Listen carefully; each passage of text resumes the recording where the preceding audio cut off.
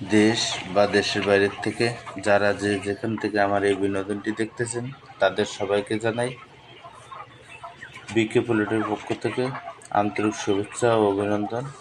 আশা করি সকল খামারি ভাই ও বোনেরা ভালো আছেন এবং সুস্থ আছেন।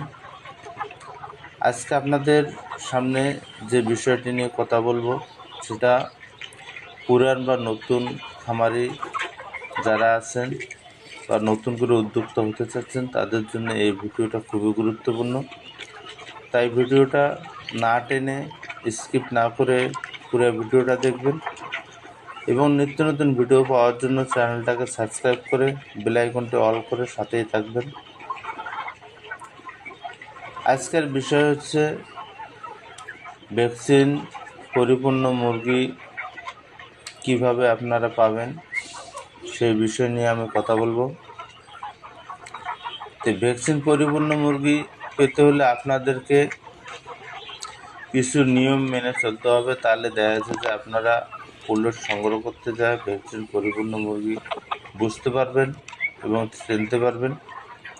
তাহলে দেখা যাচ্ছে যে আপনাদের কোনো ক্ষতি হবে না। তো ভ্যাকসিন পরিপূর্ণ মুরগি চেনার উপায় হচ্ছে মুরগির চাঞ্চল্যতা এবং মুরগির উজ্জ্বলতা দেখলে গেলে বুঝতে পারবেন যে হ্যাঁ, এই মুরগিগুলোতে ভ্যাকসিন পরিপূর্ণ করা আছে। এবং পায়ের নখগুলো চকচক করবে।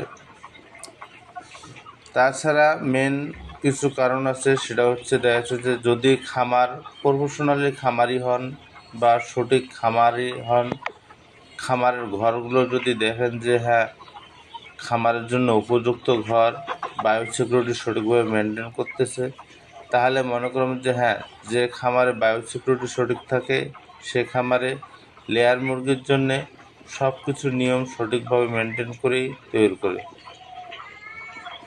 তাই বলতেছি।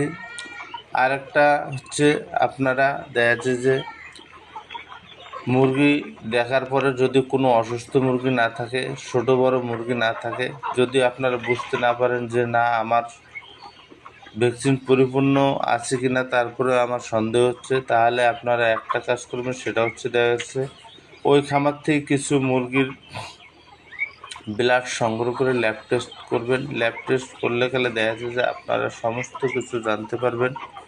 তাহলে দেখা যাচ্ছে যে আপনাদের আর কোনো সমস্যা হবে না। তাই আমি খামারি ভাই বোনদেরকে সবসময় বলি, আপনারা যেহেতু মুরগি অনেক টাকা দিয়ে সংগ্রহ করবেন, সেহেতু আমি মনে করি যে আপনারা ল্যাব টেস্ট করে মুরগি সংগ্রহ করবেন। তাহলে সুস্থ থাকবেন, ভালো থাকবেন এবং সুন্দরভাবে খামার পরিচালনা করবেন। ধন্যবাদ।